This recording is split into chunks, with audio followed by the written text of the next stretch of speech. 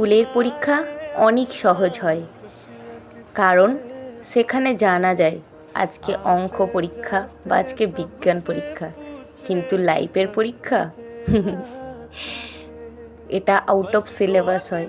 কোথার থেকে কখন কিভাবে যে ঝড় তুফান আঁধি চলে আসবে আর জীবনটাকে তছনছ করে চলে যাবে, তুমি বুঝতেও পারবে না। তাই স্কুলের ব্যাগের থেকেও সংসারের দায়িত্ব, সংসারের বোঝা অনেক বেশি ভারী হয়, তাই না?